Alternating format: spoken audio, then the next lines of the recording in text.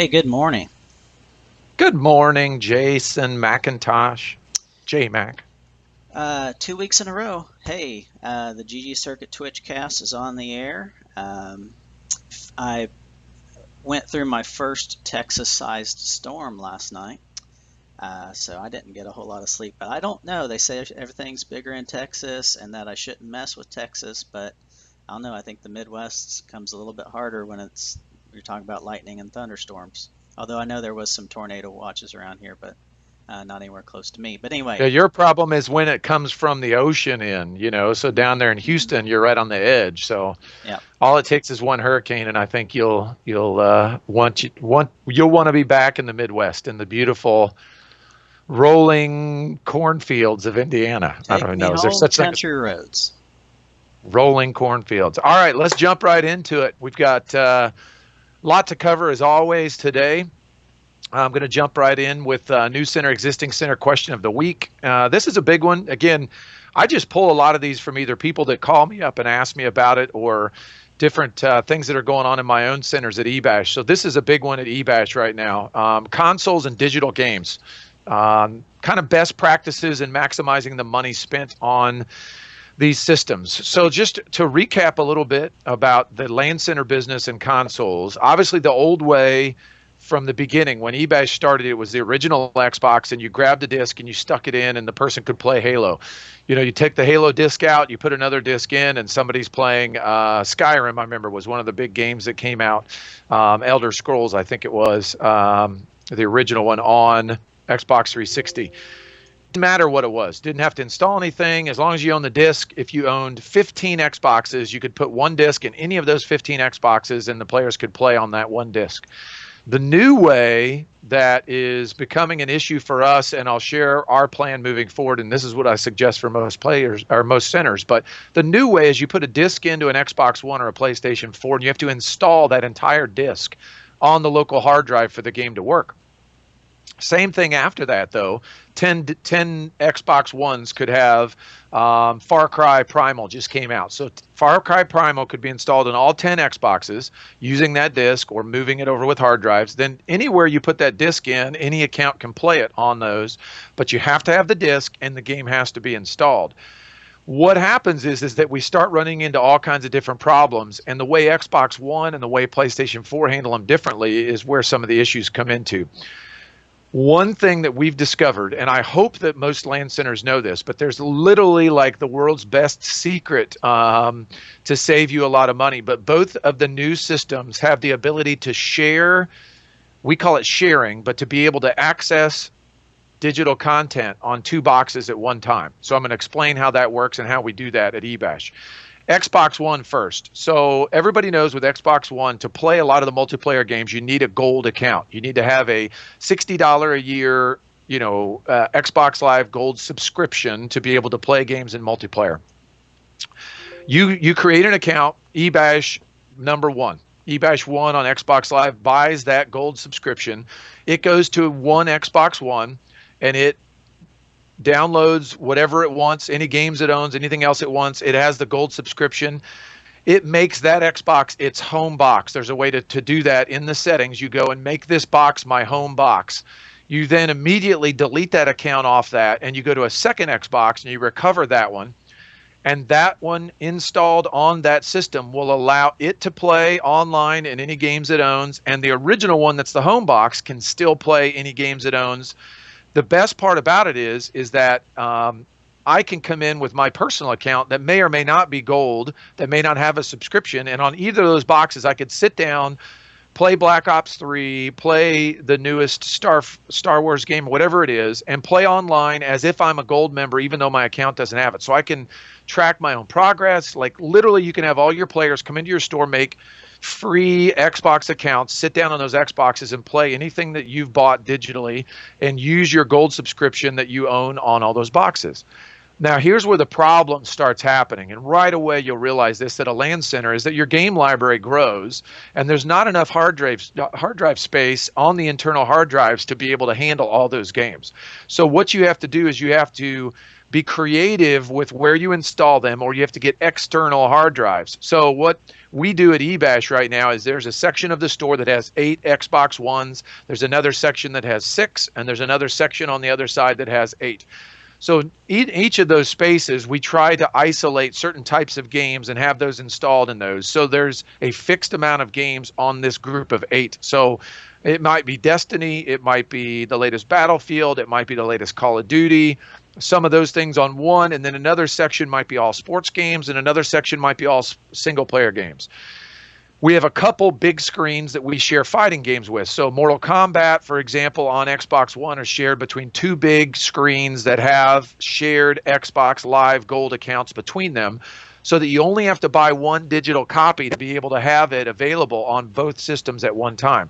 Now, here's where it gets real jacked up. So at eBash, let's say we have our hard drives completely perfect, not a lot of extra space on them, but we have all the games installed and working, and a player comes in with their own disc, or we hand out one of our games that's only on disc and not digital. The player goes and sits down on that Xbox, pops the disc in. The first thing it says is, we need to install this disc. Player hits OK. Next thing it says is, not enough hard drive space. What do you want to delete? Why we can't protect that, why we can't make that require a password, I don't know. I would assume at home, as a dad with my kids, I could see my kids popping a disc in and deleting some game of mine, and I would be upset with, like, I want controls over who installs and deletes things from my own Xbox, but Microsoft doesn't make that available. So now the little kid at our station can delete Call of Duty Black Ops 3 because he wants to install the latest Minecraft game or whatever he has on his disc. The problem then is that it takes 2 or 3 hours to install a game. So as the kid sits there, he realizes, I'm not going to wait on it, goes back up to the counter, gets another game, comes back up, repeats the process. In the end, there's 5 or 6 half-installed games. They've deleted games off of that we own, that we wanted to be available.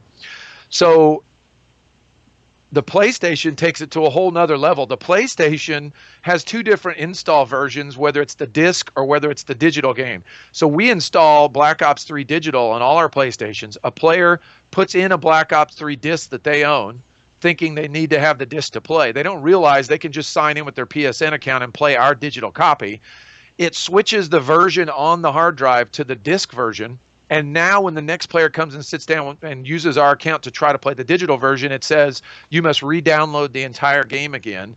And of course, on PlayStation, you can't move things from one PlayStation to another using an external hard drive. So it's a very, very complex situation that you've got to keep track of. You've got to have a nice spreadsheet laid out for your store, know which Xbox, which PlayStation has what installed.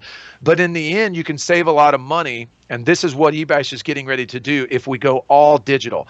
So just do away with the thought of buying a physical game. It's going to hurt you at first when you think about it, because you want to buy 1 or 2 copies of Madden, the latest Madden football game, and you want it to be available on all 20 of your consoles or all 10 of your consoles. But the sacrifices you have to make to do that with a disc copy are not worth what you can do on the digital side. So bear with me here, and I'm going to go through what we're getting ready to do. We're going to get rid of all of our discs. Like, our plan is to take all of our discs that we've bought over the last couple years, take them to GameStop, take them wherever, get trade-in values. We don't care. We're going to get rid of all of our old discs. We don't want a disc in the store anymore for the current generation. Our Xbox 360 library is massive. We have thousands of titles. We don't have to mess with those for now. But Xbox One, PlayStation 4, and even on the Wii U, we're going completely digital, so that we know we're going to spend $59.99. You can't get the games on sale digitally. You're always going to pay full price. But if you share them correctly, you're actually only paying $30 per game, because you can buy it on one, install it, recover it on another, install it again, and 2 players simultaneously can play that one digital game at the same time. What you've got to do is you've got to figure out and be very, very meticulous on some extra hard drives, have enough hard drive space, and literally putting those away where no player can touch them with a disc. So you don't want any players bringing their own disc from home. You don't want those players renting a disc and bringing it in. Like, Just put them somewhere where the players cannot reach the console. There's no reason to reach it. There's no reason to touch it anymore. Like, you can run remote USB to plug in your controllers. You can have the controllers synced up and you can charge them off different charging base stations and things. Like, you don't need access to that physical console for the player. You just need the television sitting in front of you, the controller in your hand, and a digital menu of all the games that are available on that system. If we do that at our store, it'll really reduce the amount of times we have to reinstall games because players accidentally delete things. It will control players from trying to install their own games. Even if they show up and recover their digital account and they want to be able to install things on their digital account, if we put external hard drives on them, there'll be enough space on there that they could start to download that digital game. But again, we would go back in and be able, if we needed to, clean them up later. I'm a little bit jealous. There's a center in Canada that just started a couple months ago, and he put 4 terabyte external drives on all of his Xbox Ones, and he has no hard drive space issues to worry about. We've got to get there. It's going to be expensive, but we've got to get there on our systems. They offer the same thing on PlayStation. You can buy this cool little kit that snaps onto the top of the PlayStation 4 that takes an external hard drive that's wired internally into the hard drive of the system and runs off the power in the system. So you now have a 4 terabyte hard drive that looks like it's internal on your PlayStation but sits in this enclosure on top of the PlayStation.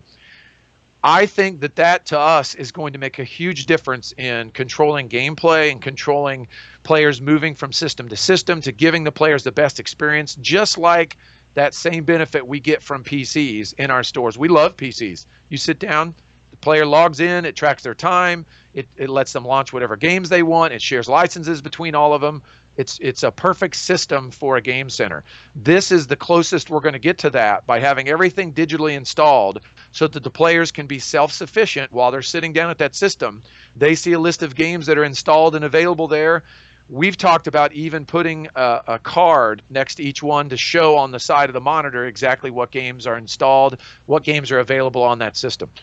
If you have any questions about that, feel free to ask me. It gets a little bit complicated when you talk about installing and making a home box and recovering on another box to take advantage of that. But you must do that if you're a game center. There's no question about it. For every $50 you spend on your PlayStation Network account or your Xbox Live Gold subscription, for every $60 you buy a digital game, you can cut that in half and install that on 2 systems, and simultaneously 2 players can play that game at the same time. So it's even better than buying a disc on sale for $50 or $40, because you can only play that disc one time. These digital copies, and the way we share them, 2 players can play that game at the same time. And generally speaking, they're usually going to be sitting by each other. So if a guy's playing Madden, usually the person next to him that sees him playing Madden will want to play Madden, and it's probably going to need to be installed next to it, not across the store in 2 different areas of the store. So, J-Mac, any questions or thoughts on that play? I mean, it's been a while since you've been in the store, but you were there working, and you saw this problem and this issue right as all these new systems came out. And it's one of those big things about customer experience I think we've got to get a handle on. Yeah, I mean, it just conjures up pain points. I mean, the the whole console issue, after it's a battle, and after a while it's almost like, well, it doesn't matter what I do, things are just going to get deleted. So, it's almost as if you could have one person in your store that is responsible just for going to each console every week and making sure that what you initially set out to do is still being done and still active on that box. So, obviously Xbox and the consoles didn't set up their consoles for our situation. So it's just a battle that you're going to have to fight if you have a large contingent of consoles in your store. Right. And one of the things that we brought up in our staff meeting for eBash, I want to know, why do we get 200 new people a month and we can't keep those people coming back? And one of the experience items that we identified was, whether it's a birthday party, whether it's a Friday night lock-in, whether it's just 2 guys walking in off the street that want to play, having the games working and having them available and know exactly where you can go sit those players down because they want to play the Division, which came out this week. Like, where is that installed? Where is that available for them to play? And how do we keep that experience? Because they don't want to sit and wait on something to install. If they sit down on one system and it doesn't work, and they sit down on another, it doesn't work, it's a bad experience, and it's not going to give those people a reason to come back. Like, we have to be on top of that at the eBash locations. And the way we've identified doing that is to go all digital and to get external hard drives on all the systems, so that we know beyond a shadow of a doubt, any of our players that sit down at any given time, we know where they can go sit down and play that game. Like, literally, it's got to be rock solid. It's got to be a weekly task that somebody goes through and makes sure our games are all installed, delete games the players may have downloaded, make sure there's plenty of space on those hard drives, so that nobody's going in and deleting Black Ops 3 from one of our PlayStation 4s or something, which is the most popular game in our center at this time. Like, it's just crucial to have that stuff in place. All right, let's go into some ggCircuit updates. We've got some dates for everybody. We've got some format changes and some things coming up with some of our events. It's kind of the off season, so there's like a little bit of a relief for JMac and I, because we're not as busy doing week-to-week things with the season. But we've got some things planned coming up that we want to touch on. WANdemonium 2 is scheduled for April 15th to 17th. What we're going to do for WANdemonium 2 is that we're going to turn it into a format a little bit like something we used to do called the BFB, where we're going to try to figure out which game center has the best rounded group of players. So not just the best League of Legends players or the best Smite players or the best CSGO players, whatever it is. We're going to try to find the centers that have the best overall players in one weekend. So it's a one weekend challenge that's going to take place from Friday through Sunday in your local time zone. And your players are going to be playing and trying to get the best scores they can get in games. And your top players will score their top games for your center's points for that weekend. They can come and go as they want. They don't have to play head to head. Kind of like what our seasons format's changing to, but it's just a specific 48-hour chunk, 72-hour chunk over a 3-day weekend to celebrate game centers all around the world getting together for one weekend competition. Specifically in North America, Balls is back on board. They'll sponsor every North American center that buys between 5 and 10 cases, with matching them with free 5 to 10 cases for their stores. It's a huge opportunity for centers to get some product from them. If you want, they'll send you out a swag pack again with backpacks and bottle openers and koozies and mints and things that you can give away during that weekend. Balls is a great partner for this. They love the concept. They love what we did with it New Year's Eve. Anybody in these other countries, if you want to go out and get these deals, I mean, I can't make those deals for you. As much as I'd like for ggCircuit to be able to do these things, Zach Johnson, the eBash owner, has this relationship with Balls in North America. We need Billy, the game center owner in all these other regions, to take advantage of their relationships with their partners to do this in all these other regions. So, until some of you guys in these other countries start stepping up and taking some leadership roles, we're not going to be able to get these deals together for you in your regions for physical product in your countries.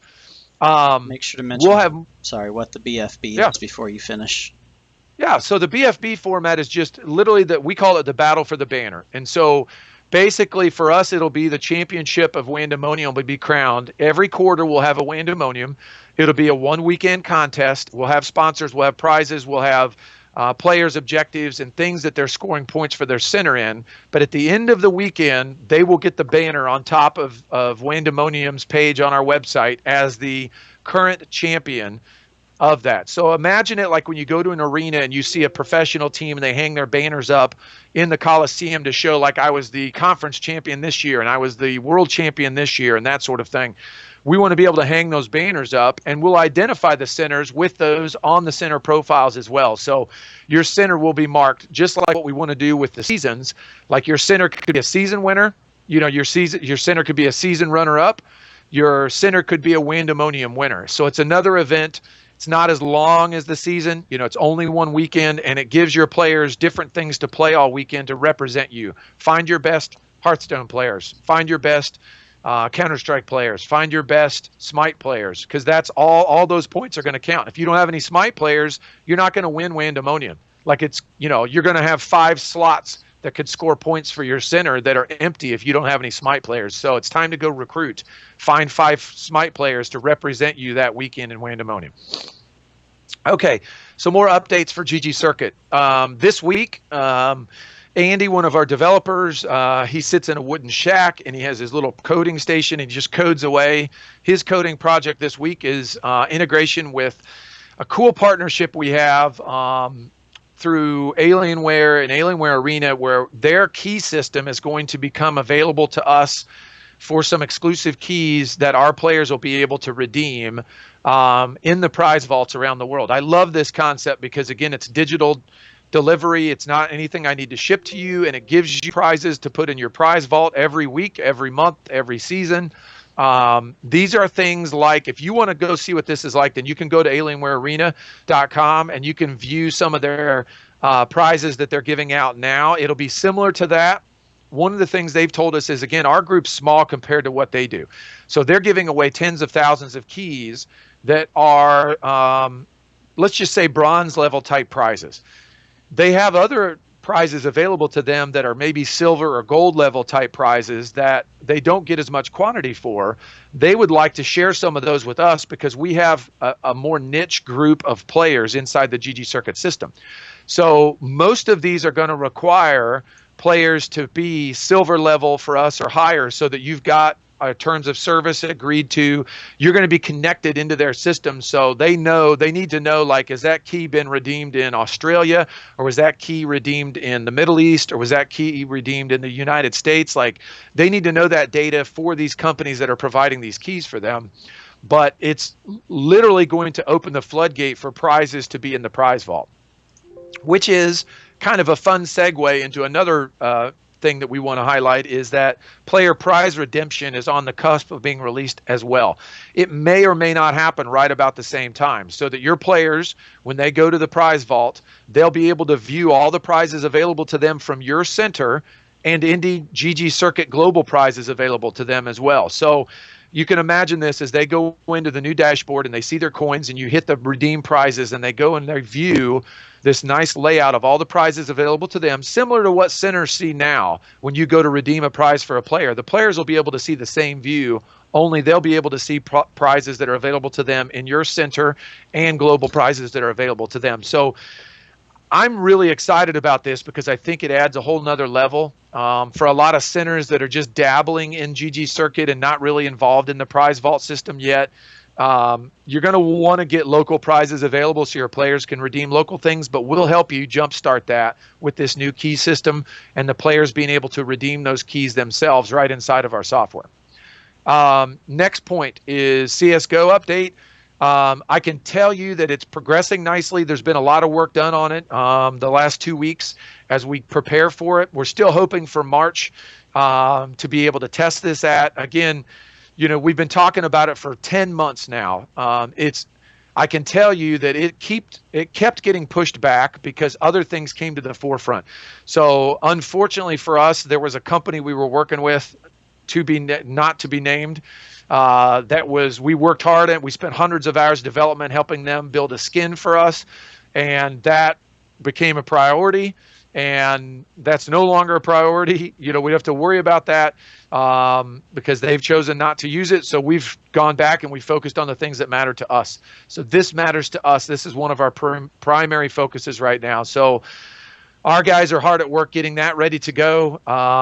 Those are just, I can't even tell you how cool it's going to be to have that go into beta testing and have players start playing CSGO matches, ranked, unranked.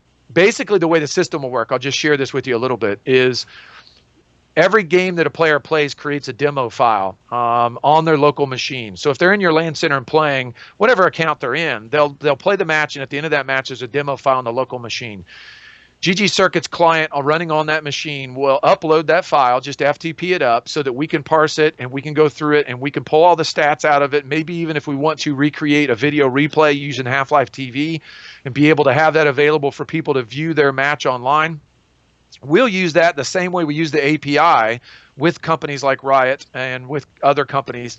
That system, once it's in place for CSGO, might make it available for us to add other games that don't have API access, but provide local save files, replay files, demo files of their games on that PC, which a lot of them do. So it's not even, this setup is specifically being done for CSGO, but it will make other games available to be integrated very easily inside of our system.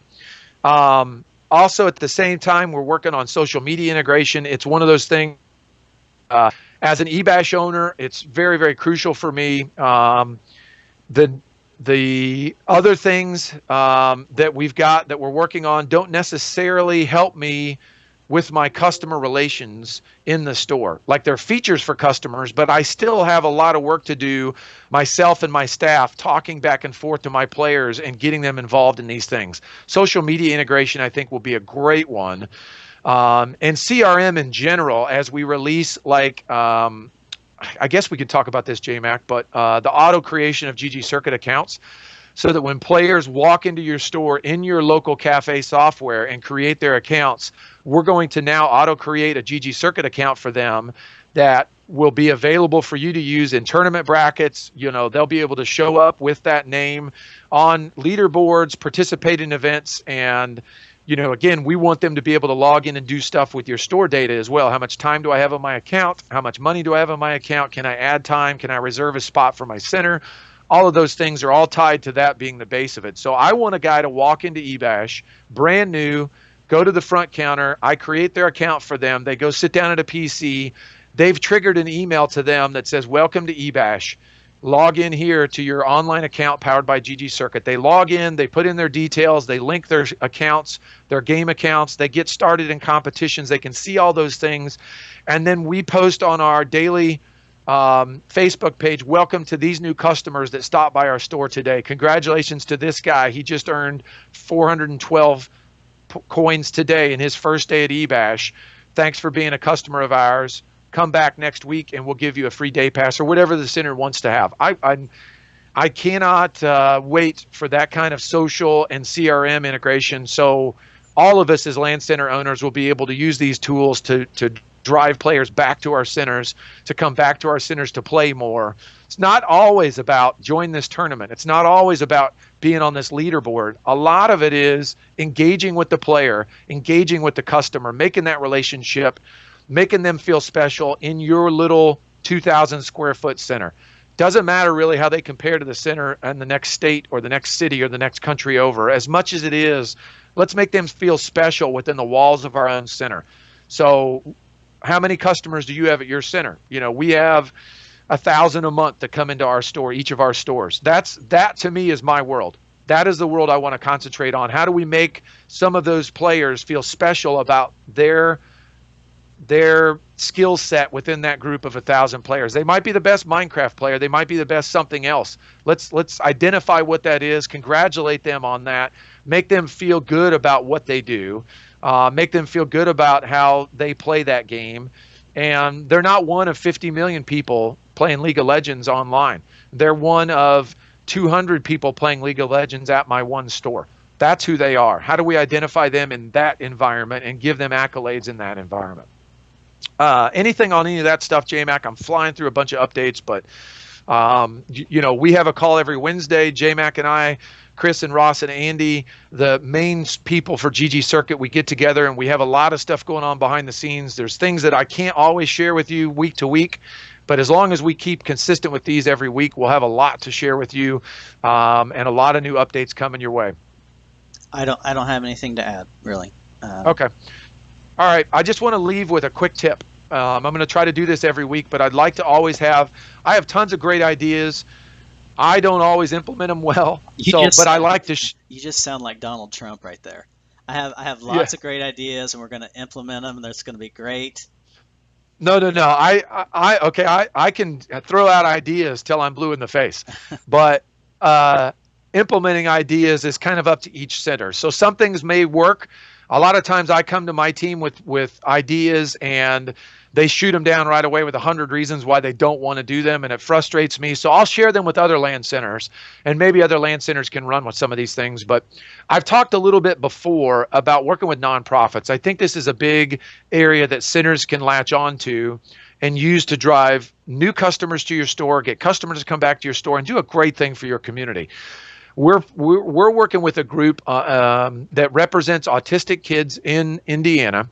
Their group is called FAR, which is, I don't remember what the acronym is. FAR stands for something, but what they do is they work within the state, and they have a budget available for them to make programs available for autistic kids that may or may not be available to them in the general school system. So they're going to do a fundraiser at our store in April. We're calling it Far Blue Minecraft Day. And any player can come in and join, and we're going to have Minecraft activities running all day. We're planning on 50 to 75 kids being in the store that day playing Minecraft. We're going to do a little Minecraft camp. We're going to teach them how to do some modding. We're going to do some contests. We're going to feed them pizza. There's going to be leaderboards for little contests to gather wool and gather diamonds and all these other things in game. Just a fun day of Minecraft-based activities that are specifically designed to raise money for this group. So we're donating back a percentage of the entry fee. We're helping handle all the logistics. We're putting the PCs in place. We're getting the classes set up. We do that for our summer camps already. What that'll do is that'll bring in a lot of customers that may come back later because they're connected with one of these groups and they may not know about eBash. And so they come to eBash for the first time. It may become a fit for them. They may book a birthday party. They may come to our summer camps. They may just come and hang out during one of our lock-ins. You know, if we have 50 to 75 kids in for that Sunday, it may produce 5 to 10 new customers for us to come back to our store and play on their days off, on their holidays, different times they're out of school, on their summer vacations, who knows what. But without doing that, what would be happening at my store on those given days? You know, it's just like running tournaments, running events, running all kinds of other things. You need to have lots of stuff going in your center all the time to bring people in. This is a perfect opportunity for you to not only focus on a specific event and a specific group of people, but also do a great thing for a great organization and help them out and help the awareness of their organization within the community as well. So every one of you have a list of probably 500 nonprofit organizations in your community that you could go talk to and work with to bring in for a special day that benefits their organization, that maybe is even geared towards who their organization's all about. Like it or not, there's probably senior groups that you could go to a senior center and invite their seniors to come in and play Wii bowling. Just play Wii bowling in your center. Teach them how to play Wii bowling. Maybe it'll end up helping them get out of the house, meet new seniors in their group. We've talked about having business lunches where we work with business organizations in town that bring a lot of business people together for some fun, like, you know, team building type activities, but also to mingle with other business groups. And again, a lot of those companies are nonprofit organizations that are dying to raise money to help their organizations grow. So I'll leave you with that tip before we go is go after some nonprofits. The organization is Foundation for Autism Resources. FAR. Yeah. So FAR. FAR. So, you know, the team over there, again, this is our first event with them. We'd like it to become a biannual event. We already do an annual event with Extra Life, our Indianapolis Guild. Their monthly meetings are at our store every month for their officers and all their members. Like, it's a great partnership and a great organization to team with. You know, I've told my staff I'd love to have 5 to 10 organizations annually that we're working with their big days, helping them do fundraisers, you know, giving them a place to get together once a month for awareness for their groups. Coolio, buddy, we will, how do we do on time? Not bad. About 40 minutes? Yeah. Cut it down a little more short and sweet, fly through information, try to get through as much as we can. People can always pause and go back if you're too fast. Leave people hungry for more. That's always, I was dying today to put a couple of screenshots up of some things we're doing, but my team is like, no, not yet. And I'm like, we're just trying to mitigate the excitement. Everybody gets super excited. There's no reason. Everybody wants what they can't have. And if they know that it's available, they're going to be on us to get it done. Yeah, but the funny thing is that we have 15 close partners that have had something available to them all weekend. And I think one of the places used it and tested it. So I'm ready to reach out to people that will actually give this stuff a whirl. Just stuff that we're doing, things, true, random behind the scenes awesomeness. How's that? Right. I mean, if they're not going to leap right on it quickly, they need to. All right. Got to take the leap, baby. You got to take the leap. See you next week. All right. See you, brother. Bye-bye. Bye.